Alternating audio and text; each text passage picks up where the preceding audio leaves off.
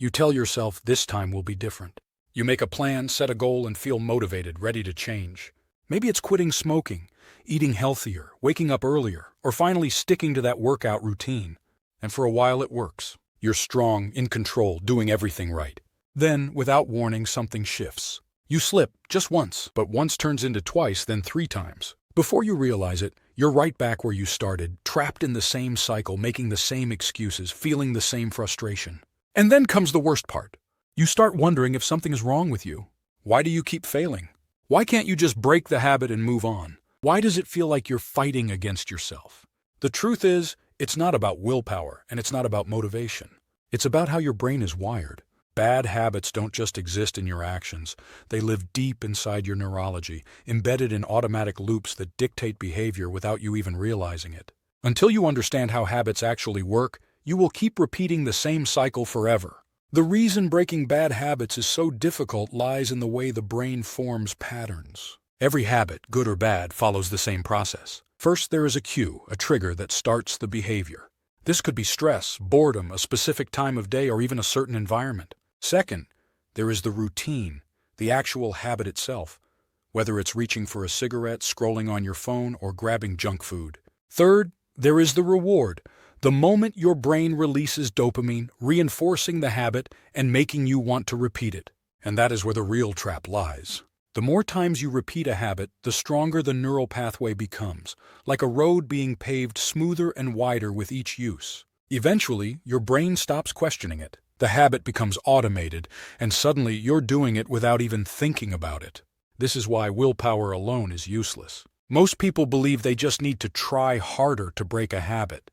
But willpower is a limited resource. It depletes throughout the day, and when it runs out, your brain defaults to what is easy and familiar. That's why after a long, stressful day, you're more likely to make bad choices. It's not because you're weak. It's because your brain is programmed to conserve energy, and habits require less effort than making conscious decisions. When you rely on willpower, you are fighting against a system that has been designed for efficiency. And unless you reprogram that system, your brain will always drag you back to the old patterns. The mistake most people make is trying to eliminate a habit without replacing it. But the brain hates empty spaces. If you simply stop doing something without filling that void with a new behavior, your brain will fight to restore what was lost. That's why the key to breaking bad habits is not to resist them, but to replace them. If stress makes you reach for your phone, the stress will still be there even if you force yourself not to check it. The solution is to swap the action, replace the phone with deep breathing, a short walk, or even stretching. Your brain still gets a reward, but now you've shifted the routine.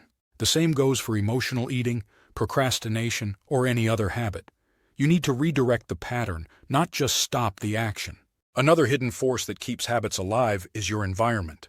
People drastically underestimate how much their surroundings influence behavior. Smokers crave cigarettes when they see someone else smoking. If junk food is in the house, you are far more likely to eat it.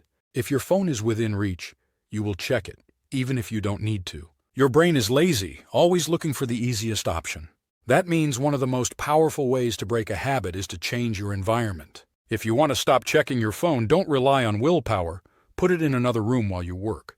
If you want to eat healthier, don't try to fight cravings. Remove unhealthy food from your space. If you want to exercise more, don't struggle with motivation.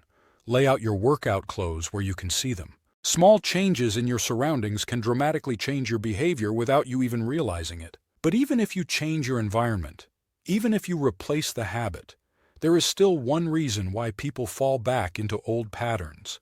Habit triggers never fully disappear. Even if you quit smoking, stress will still trigger the urge. Even if you stop drinking, social situations might reignite cravings.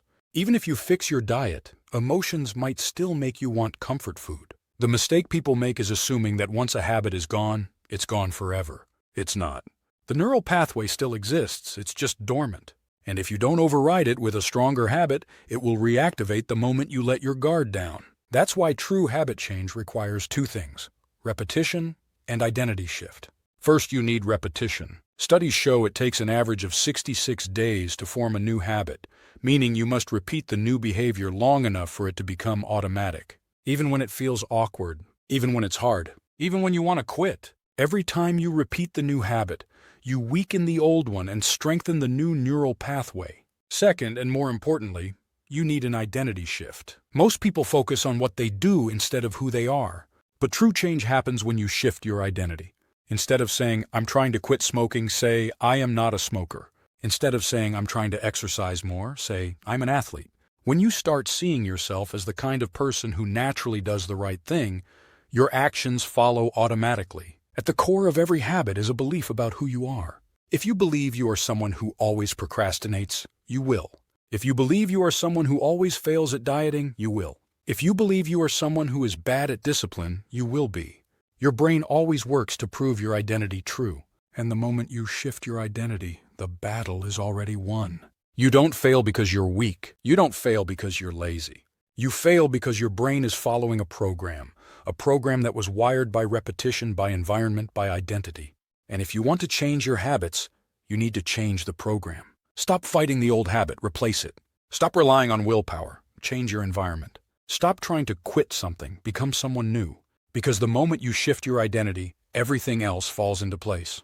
Now that you understand the psychology of bad habits, the real question is, what other invisible forces are shaping your behavior without you even realizing it? Are you ready to uncover the next one?